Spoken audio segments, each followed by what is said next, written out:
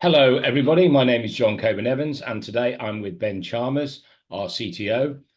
We're the founders of Engaged Intelligence, and we've developed some software around trust. But the main purpose of today is to talk a bit more about trust in general, rather than go into the software, which we'll maybe cover a bit later on or a bit later in other podcasts. And the reason for that is that we both believe, and there is both anecdotal and hard evidence out there, that trust in organizations and generally has been eroded over a number of years and arguably got a lot worse more recently. There's plenty of research around that. What we're trying to do, partly with the software and partly through dialogue, is really to get people talking about trust in a lot more detail so that we can open up a debate and try and help to build it within all sorts of organizations, whether they are commercial organizations, NGOs, governmental, civil service, you name it, and that's our passion and our belief. So really what I'm going to do today is introduce the topic a bit by asking Ben a few questions, and we'll have an open dialogue for the next 10 or 15 minutes. So Ben, I'm just going to ask you the question. In your world, how do you think trust is defined? Because it does encompass so much. So if I was going to take it down to the core element, I think trust for me is my ability to predict how somebody else is going to act. There's a lot more to it than that when you start considering around it, but it's my ability to know that if I ask somebody to do something, they will do it, or to know how somebody will respond when I share something with them.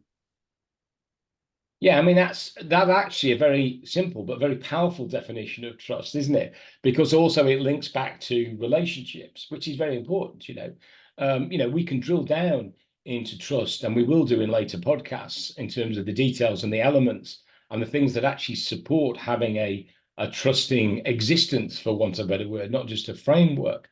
But that's really helpful, isn't it, in terms of how you expect people to respond. So, in your experience, and I'll come in a bit later myself, is how do you think this shows out in work? How does this play out in the world of work?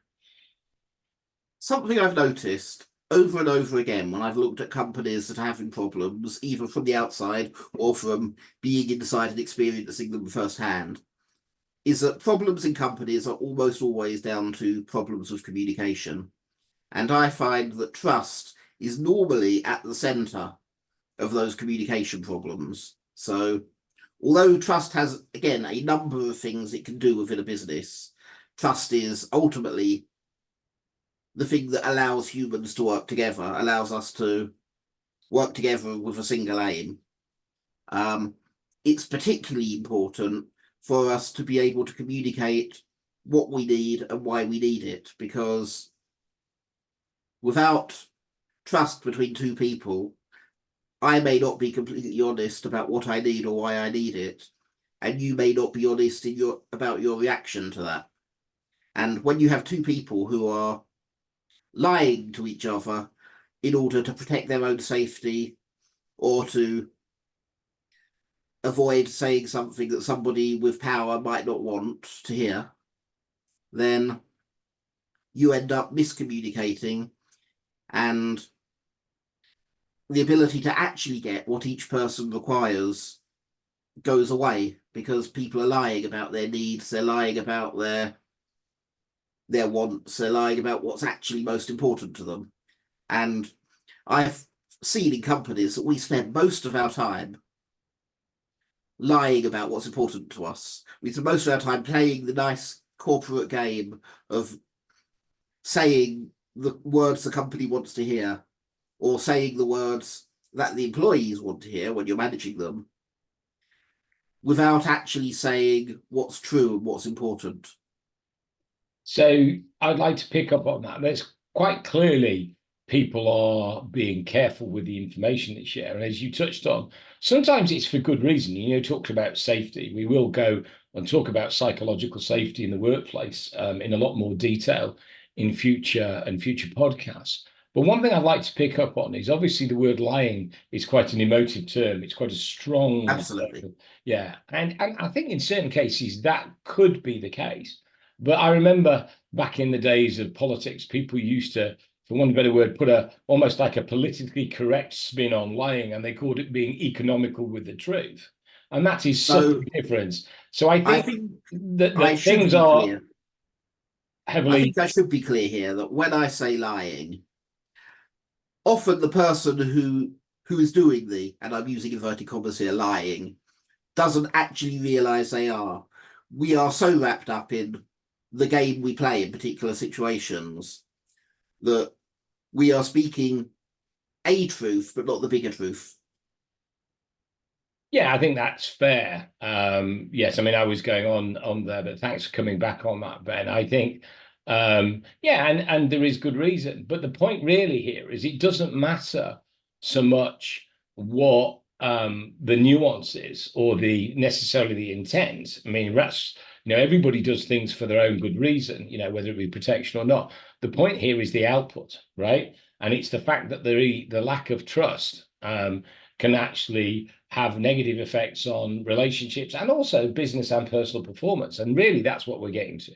And one of the reasons we're running this podcast is we want to raise the awareness of this as a way, and we're looking at the tools for actually supporting, improving trust, so that basically we can have a happier workplace. And a lot of people talk about happier workplaces, and that in itself can sound very trite, but it's not trite at all. Again, there's lots of evidence. I do that through a lot of my coaching career, is that a more content and happy workplace and workforce is people are generally more productive. That's just fact. So I guess really And I just think trust allows people to be more productive because they're able to take greater risks. They know the boundaries far better of what they're capable of doing. So this isn't just about, everybody wants to work in a workplace where they are trusted. Clearly, that's to work in a workplace where you are trusted is better for your mental health than to work in a workplace where you don't feel trusted. However, also giving people trust gives them the opportunity to work to their fullest, which is why trust is so good for productivity. So it's a win-win situation. yeah. No, absolutely. So I think, as we sort of we've touched on the subject today. That's what it is. As we bring this to a close, and again, we'd urge people to go and have a look at our LinkedIn page, maybe look at our trust manifesto. Is I want to pose a question, which maybe we won't answer today, but just for the audience for the next one is, what can we do to improve trust? So I would like to leave that at the point for the next one. Again, when we'll go into more detail. Our aim is, in summary, is to have a whole series of these podcasts that we'll try and release in a reasonable time frame and a channel so that people can actually have a look at it and then make their own minds, and they may very well to partner with us as well. That's an opportunity. We're very much interested in collaboration and moving forward with this because it's not just about the business side. We both passionately believe in the principles around trust. So without more of ado, I'm just going to say thank you very much for listening, and specifically Ben, my co-founder, Thank you, having this John. sort of very powerful and interactive debate.